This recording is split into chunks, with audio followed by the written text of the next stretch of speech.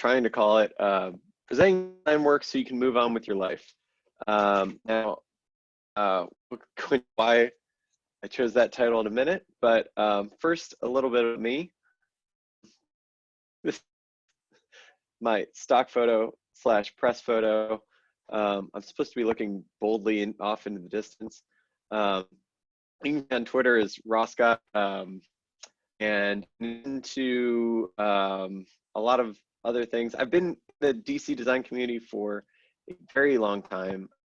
Went to school here at American University for design and went directly into my design career here, and have been here in the design community ever since. And my third refresh talk. It's my first webinar, so that's a bit of a new experience for me, but you know, I think we'll all get through it together. So in addition to all that stuff, I'm also, as Nick mentioned, one of the founders of Friendly Design Co. This is a quick info about us. So we specialize in kind of two major fields, brands and websites. And we like to work with organizations who repair our world and strengthen our communities, which seems like a fitting thing right now. So a quick breakdown on us, more so I can make sure that I check the box of letting you all know about us. This is just like a quick rundown of the type of stuff that we do here at Friendly. Now, sharing this for a little bit for interest, but also because as my role has shifted from designer to truly creative director, a lot of it has been about not just the work itself, but how do we set up the work? And that led to this presentation, because how we can present all of these things has a large effect on what things we're able to make. So just like I would in any presentation that we would give, I wanted to go over a quick agenda for what we're going to be covering this morning. Here's our agenda for today. We've got a quick welcome. We're going to go over why this presentation matters, some basics, setting the stage for how to present your work, actually showing work, some quick asides around should you show your process and should you variations of your work. Then we'll go into context and implications, and then I'll go through a quick brand presentation example, and then you won't be discussing, but I will be talking you through how we discuss work, and then wrapping it up, and then actually your questions. So here we go. So I also put that slide in normal text form, because that became my idea at the very last second. But so there it is, in case you want to see it all just written out in a better, more beautiful format.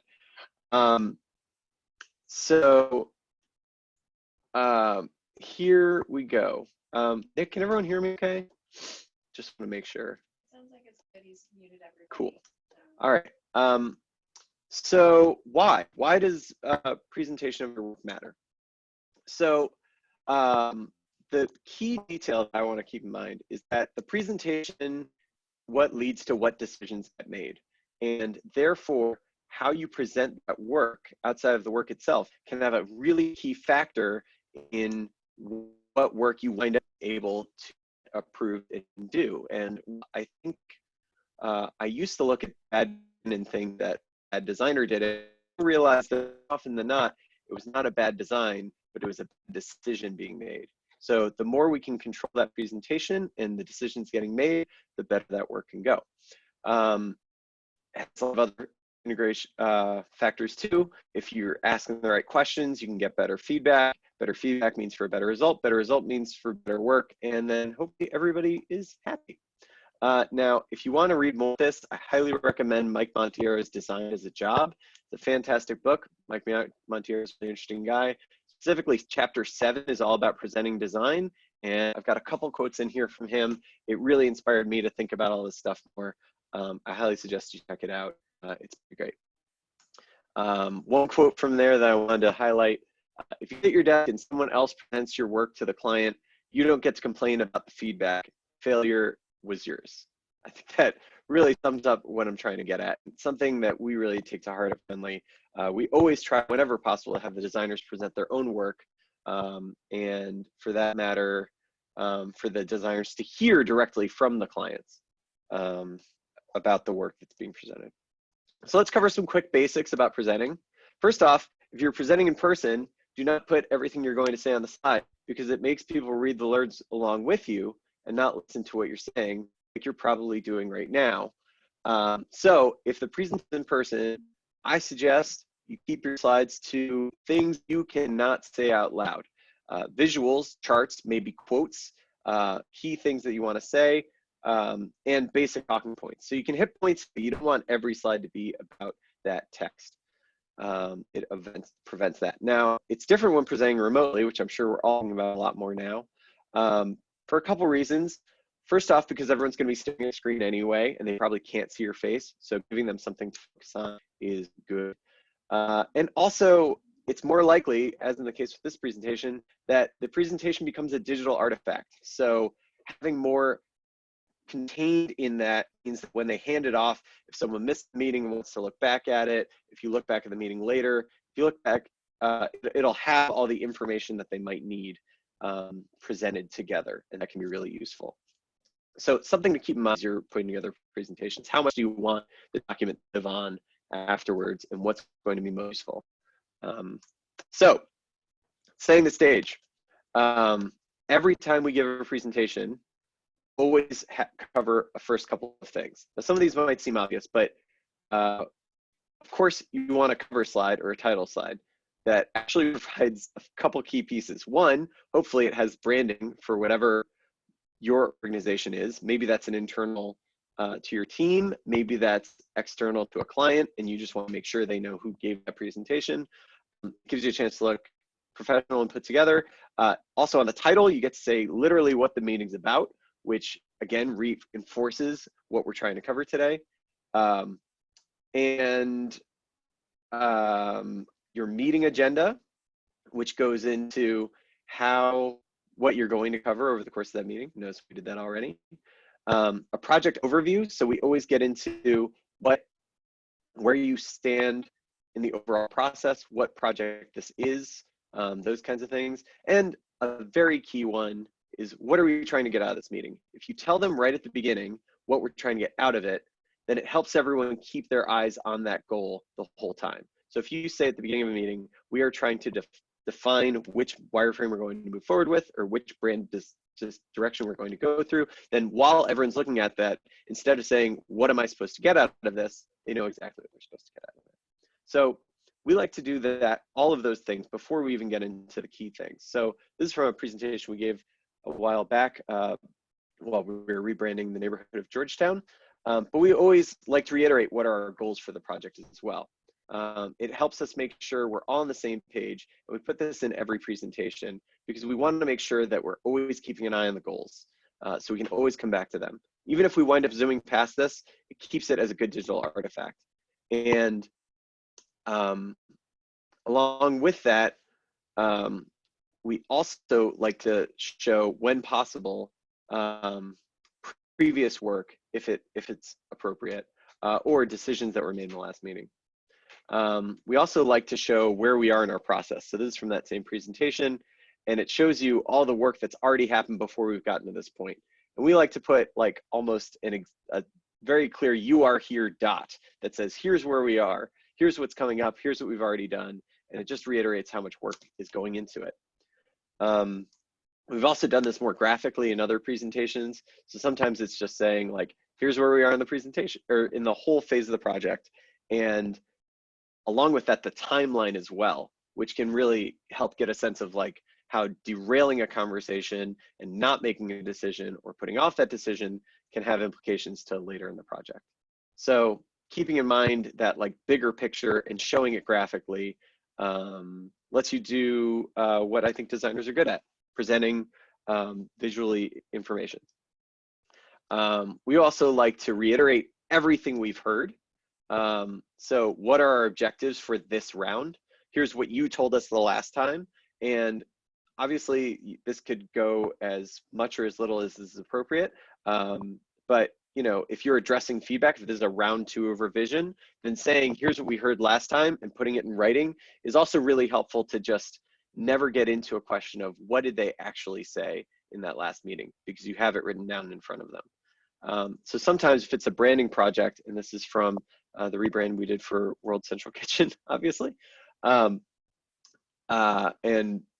this is not new information to them. This was from showing round 3. So you see where they currently are.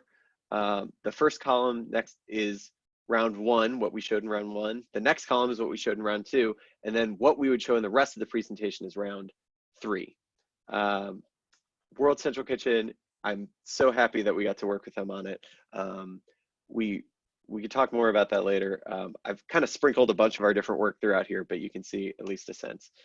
And spoiler alert, they went with something pretty similar to the current one. But what is the point of all these things? Why are we doing all these pieces? The answer is receipts. We want to make sure that everyone always knows that you have taken notes, you're responding to feedback, and if they're going to throw a wrench in the gears with new feedback or new information, you always got to make sure that you are showing them what you've already heard and writing it down and showing it to them, so that you never get into a question of that's not what we said. So that's all pre-work. You haven't actually showed anything new yet, but you've given a lot of context, and you might wind up zooming through that context, but now we're into actually showing it. So as much as possible, keep in mind when you're showing this, that this isn't magic, it's math, and you should show your work. Now, about 2 years ago, we had some of our designers attend a conference called First Round, which is put on by Under Consideration. And they do a lot of great presentations, but they specifically are a conference all about what the first round of what you show a client looks like. And while we'd always thought about these sorts of things, this really opened our designers' eyes to doing it. And I have to give a lot of credit to our team at that time that went to that presentation and pushed for going to that conference, which was Hannah and Olive and Rachel, who all said, we want to go to this conference, we'll get a lot out of it. And they came back and they truly re-envision the way we present branding. And we've tried to take how much we've learned about how we present branding and then apply it to everything else as best we can. We're already thinking about that stuff, but this really leapt us forward. So we'll see that more in a minute with branding, but I wanted to start first with a mood board we've shown previously. So this is a mood board that one of our designers put together for a client. And previously we would show this and say, here's the mood board, here's what we're seeing. And we would talk them through it and point at things and say, here is how this all comes together for us. But what we've really tried to do is not just dump them into that, but show the context and show the math on it. So when we're showing a mood board, the first thing we show is not that mood board, but it's actually how a mood board from a previous project turns into a final product. So I've seen illustrators do this a lot, where they will show an entire previous project, show thumbnails and how thumbnails turn into sketches, sketches turn into a product, and a product turns into its revisions. So thinking through how this might work with your project, for those of you that are more digitally focused, saying, here is the wireframe and here's how the wireframe would translate to a visual design, or having a style tile and saying, here's how the style tile could translate to an actual mock-up, and just pulling from old examples. It actually performs 2 tasks. One, it lets you show off some of your other work that you've done, which is never a bad idea. And 2, it shows them what they're in for. They're going to look at this and it's going to yield that. So we break that down for them, and that makes a big difference.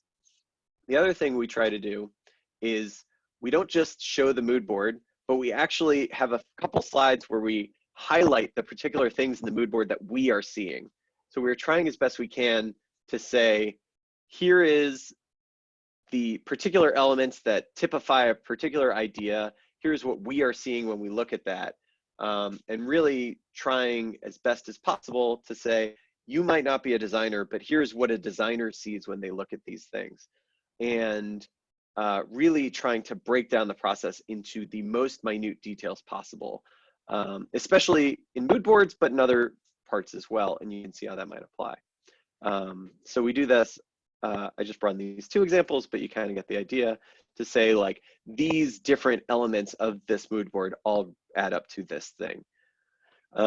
Because two people can look at the same mood board and say it's something like, well, it's a lot of red, what am I supposed to get out of this? Or it's a lot of blue, what am I supposed to do with that? So we really try to break that down to explain what we're seeing. Now, as a quick aside, there's always a question amongst designers about process. How much should you show what you are doing along the way versus the final product? Now, I view this as kind of a pro and a con. I've seen it work in both directions. We generally do not show our process. That's not saying we never have, because if you show that process, the good news is you show how much work that went into it, and you can kind of talk through the process itself and say, we had this idea, we iterated into this, we put all this work in, we did all these things, we did all this research. I like to show that in other ways with all these slides I'm talking about, because I view the cons as outweighing the pros. You can derail the presentation into more tangents about your process than you may ideally want to. And it is also, frankly, more slides to put together. And I've already outlined plenty of slides for you to make.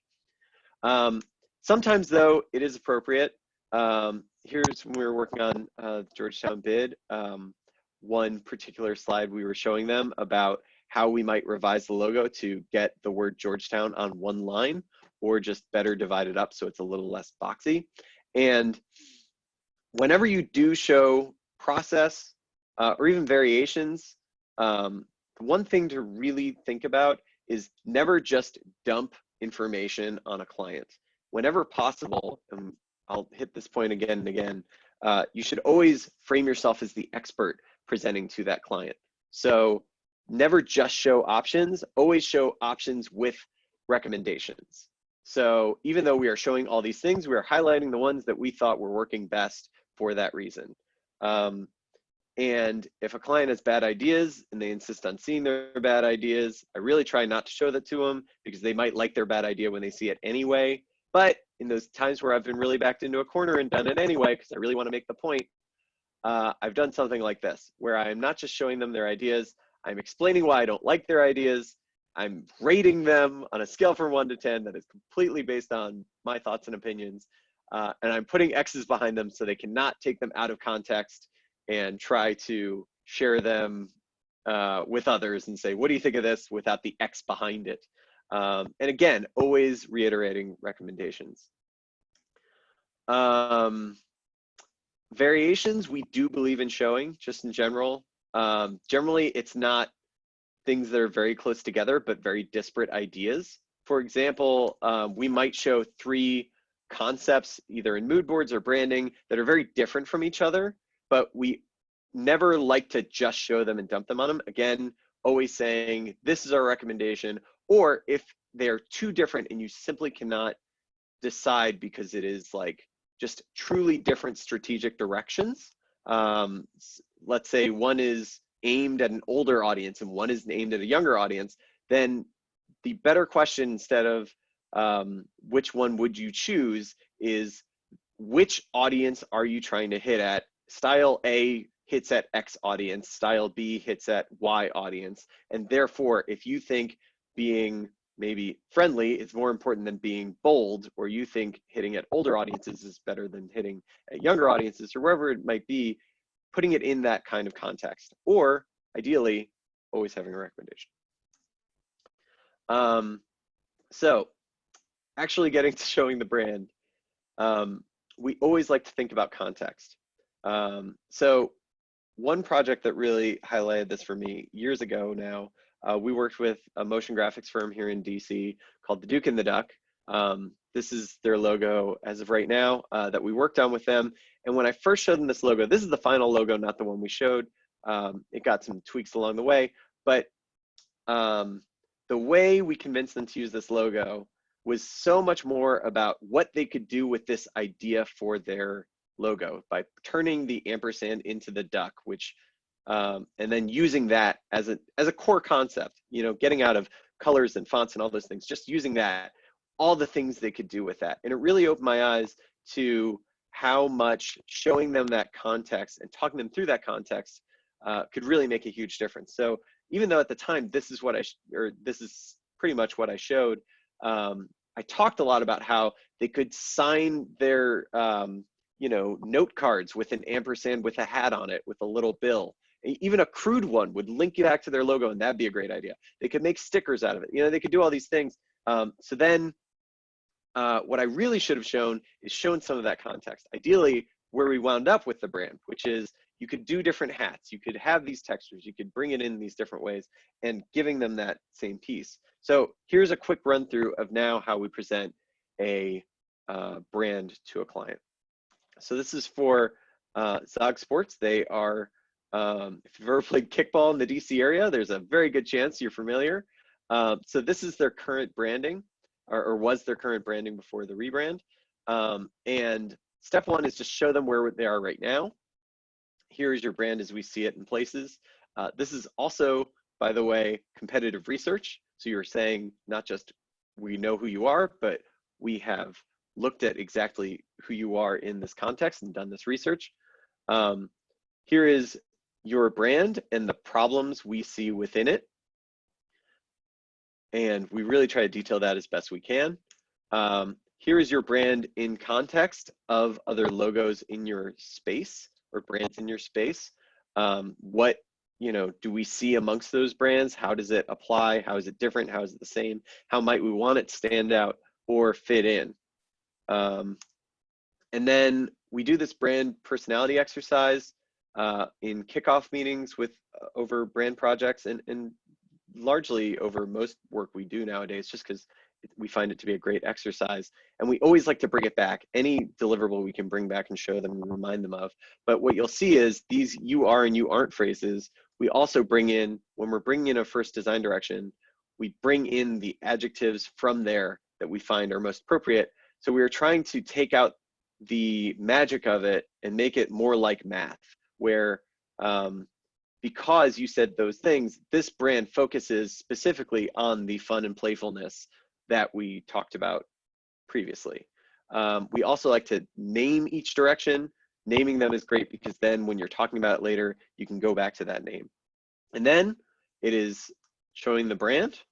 Here it is. Here's what we want it to feel like and look like. Here is a breakdown of why we think this works. Here it is on its many brand colors, its variations on black and on white, how it can look in practice on a variety of materials that we know you might need to make, such as t-shirts, swag, cornhole boards. They do cornhole, why not? And even social graphics. And the nice thing about showing it at this phase is it's before they've given you requirements. So if you show them a shirt, even if they didn't ask you to design a shirt, I know that can be dangerous too, because they might think they're getting a free shirt design, but you can hopefully open their eyes a bit to what they could do with it. And it's before requirements have set in, because they haven't asked you to make some of these things that, so you can go a little more nuts with it in the early phase before they've asked for it than you maybe could once you've asked for a bunch of requirements, which can be helpful. So then once you show all those things, and you know, we'd have other options or whatever, then you get to the actual discussion. And we always like to start a discussion with a recap slide, because we want a slide that we're able to leave up at all times and say, here are the things we went over at a glance. And that way you're not flipping back and forth through the presentation and saying what was on page 12, go back, go forward, whatever, which can be very helpful. And also, again, that recommendation, we try to highlight sometimes more subtly than others. And again, titling them. So that way, instead of saying, you know, that kind of shorthand that evolves in a conversation where they're saying like the bull one or the globe one or whatever that is, you can call them by their names. So that way you're all referring to labeling of some kind. And we get a little cute with the labeling because that's fun. In fact, sometimes that labeling has even yielded taglines that have wound up being used on the project, which has been really interesting. But keep in mind, as you're getting into the discussion phase, you're presenting to humans. So having human moments, figuring out who you're talking to and how they're feeling can really help you manage that conversation. Also thinking about their roles as you're talking to them through this work. So if you're presenting to a comms person, what is a comms person going to be thinking about when it comes to branding versus what is the HR person going to be thinking about when it comes to the stuff you just showed? Or maybe what is the CEO's goals and how that addresses this? Think about who's in the room and don't ask them to have design opinions because that's not their job. That's your job. Instead, ask them to have comms opinions or CEO opinions or HR opinions about how the work you're doing is impacted by those things. And also keep in mind, as best you can, how much they understand design. I always like to ask early in a project kind of how people's design experience is. Have they worked with other agencies? How has that gone? What have they learned? Because I have been in meetings where I didn't realize going into that meeting just how little they knew about design. And I really wish I'd had another shot at doing that meeting and doing it right. When you manage a discussion, we like to always have two roles. One is kind of the moderator or quarterback, someone that can take the questions in and then send them to the right person. And then also a note taker, someone that's going to make sure that everything that gets said in that meeting comes out. We like to also create a back channel if possible. That might be the Slack channel or a text message or something like that. We haven't really done this at Friendly, but I know people that have done hand signals or even code words like safe words that are like, if they say this, then you jump in, or if I wave my hand, then that means, we're wrapping it up or whatever else. So, you can be really, tactical about those things if you wanted. And as much as you can, again, making it a strategic decision for them, like which decision makes sense from a strategic reason and not about design, the better. So not saying, do you like the blue or the purple, but saying, are you trying to focus on this audience, then pick the blue, or focus on that audience, then pick the purple? So again, trying to translate design decisions into strategic questions for them to answer. So again, keeping that being the expert. Never ask them, what do you think? This is a big one, because if you ask them what they think, they will tell you, and you don't want that. A better question might be, what is your gut reaction? And then throughout the presentation, or this discussion phase, we are always asking why. Why do you think we should do that? Why do you think that works? Why do you think that one's better?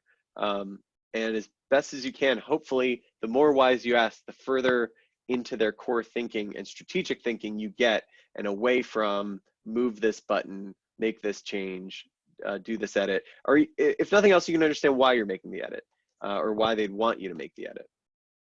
So again, to help frame those things, here's some questions that we like to ask in meetings. If it's a mood board presentation, again, initial reaction. I love doing initial reactions and keeping them as best you can. And I'll be honest, this never goes perfectly, into one sentence.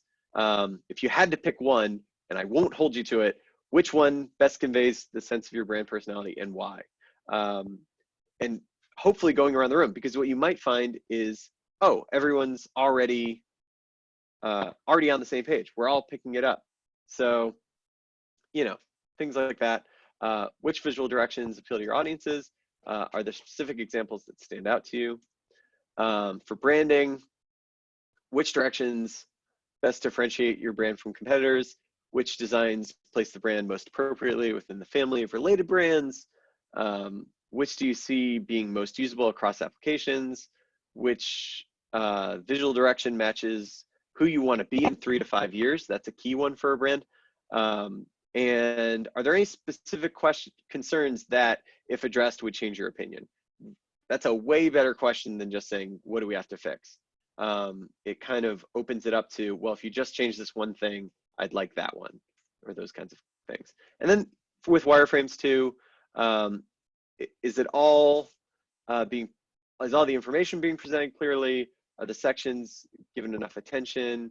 Are there any concerns about specific details again, and those kinds of things?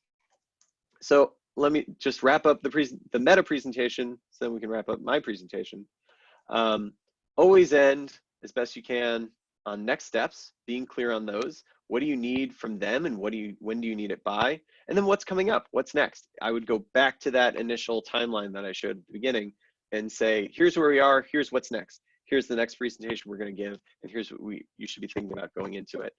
And then for me, that's it. All right, we have one question already. Okay, one question. Do you have any advice on copywriting? Like when you need to write those brand direction blurbs, have there been certain resources you found helpful? Yeah, so writing those little blurbs, I'll be honest and say that some people on our team definitely have for it. Our designer, Hannah, really loves writing those. Well, maybe she doesn't love it. She's good at it. And she was kind of the first one to really do it.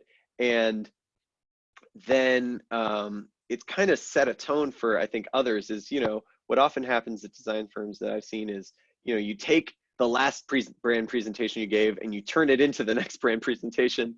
And so that kind of gave us a structure and it gave us a style and it gave us some of that phrasing.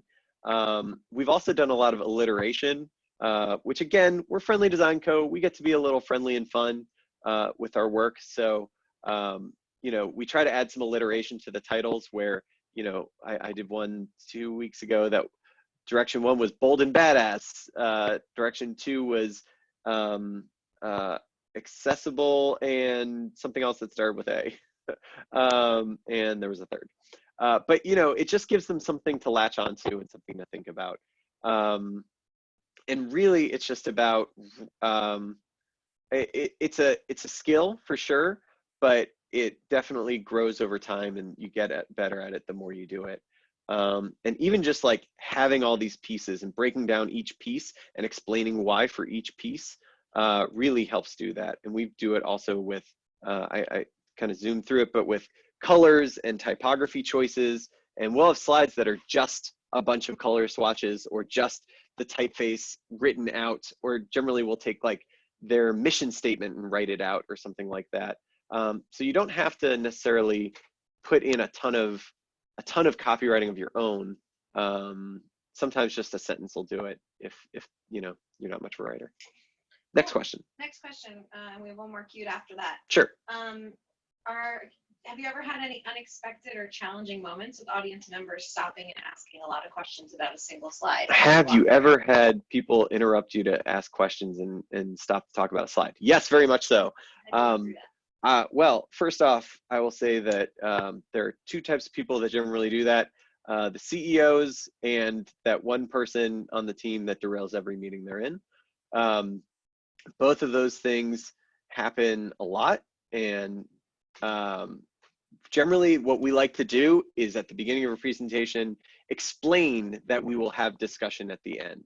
So we don't say no questions at all until the end, but we say, let's keep to logistical questions at this point and then answer more when we get to discussion. And then we try to kick as many of those questions or comments to discussion later. What I've seen some moderators do is if there's a whiteboard or a chalkboard in the room or a Post-it, is they will put those questions on a board so that person feels like, okay, the question's been logged, it's been acknowledged, it's been written down. We'll get back to that later. That'll be the questions we pull from. And then that way you hopefully keep some of the tempo going. So as more as you can frame up front that you'll be doing that later, the less everyone feels the need to do it right while it's happening. Great. Next question, any tips to gauge the maturity of a client? Especially on a website project, I run into issues determining when to show wireframes and discuss content versus when to have a discussion about a visual direction. Okay, so maturity of a client.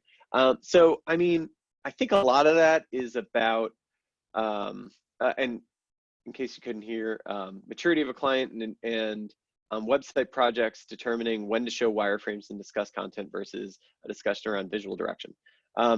So I would say that a lot of that comes down to you sharing your process at the beginning of the project, really buying them into what you view the process to be and talking to them about that process and talking to them about what's going to happen in each phase of it. So that way they know going into it what feedback they should be giving because you're kind of giving it that context. So if you're doing wireframes, it might be important to touch upon content but not go into every detail of content. Or maybe if you're doing visual design, same kind of thing. So I think it just depends on how well you set it up and how well they're bought into it. But there are times where, you know, we're talking about one thing, but it derails talking about something else. And I always view it as my high school Latin teacher used to say, as long as we're talking about something interesting, it's worthwhile. So sometimes, as long as you're learning something from the client, even if it's not what you wanted to learn, that's okay. And depending on how much they like to get derailed, maybe go with it. Yeah. Next question is, how structured versus fluid do you keep the system? Do you templatize this process for your team and do it the same every time? Yeah. So how templatized is this process for us? It definitely isn't 100% templatized.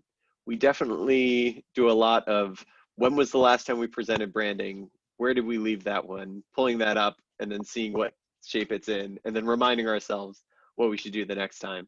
But I do think that kind of iterative approach has a tendency to keep the best ideas going a lot, because, you know, like those mood boards I showed and kind of highlighting and fading back others and stuff was something that we did on one presentation and then liked the idea and then did it again on the next. And with the branding stuff, it is more templatized because it is kind of clear phases, though what deliverables it actually is can vary a lot. You know, if we're going to be doing social graphics later, we'll think about social graphics. If we're going to be doing signage later, we might, you know, put together a mock-up around signage. So we're definitely thinking about those kind of individual pieces and not just always doing business cards every time or something like that.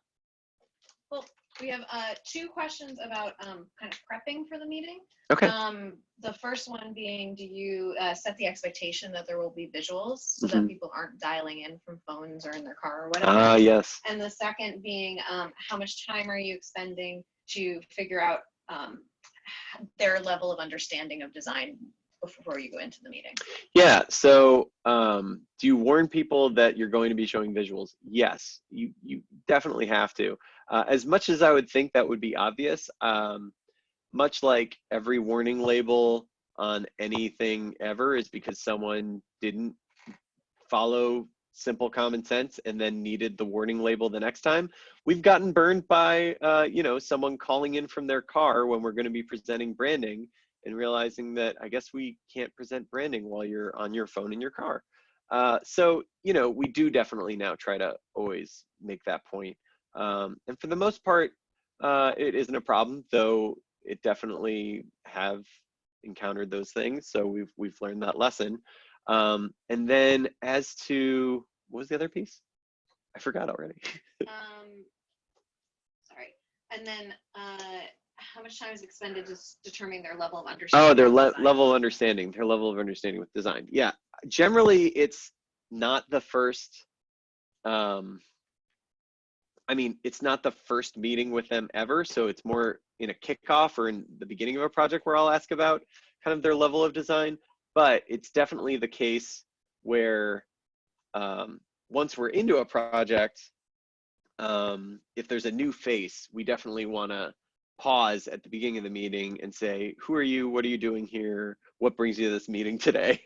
What is your understanding? What do you know going into this meeting? And all the more reason to have all those pre-slides with what has already been decided. So that way, for those, you know, sudden cameos, you're a little more prepared for it. I think it's about time for us to wrap it up. So I know we didn't get to all the questions, but Nick, is there any kind of wrap up that you want to do? I know this is our first webinar. We're still This is our first webinar. Yeah, great job, Ross. This is wonderful. So yeah, I'll just reiterate a few things that I shared at the beginning. We're going to continue hosting webinars throughout the next few months. And we're always looking for people to present. So if you have ideas for a presentation, a panel discussion, email us. You can email us at contact@refresh-dc.org. I also, you know, I want to thank the team at DiviCloud. DiviCloud is, you know, again, they're currently hiring. They have a number of open positions that you can find on divvycloud.com/careers. And Ross, thank you. Great job. I'm so happy that we were able to put this together, and you did an excellent job, my friend. Thank you very much, and thank you, Fresh, for up. Nick, I know put in a lot of time trying to out all the logistical details around this, and we couldn't do it without you. And if anyone has any follow-up questions or wants to talk later, info's on the slide. Really do be in touch. I think being in touch is something we could all use plenty of right now. So absolutely, feel free to reach out.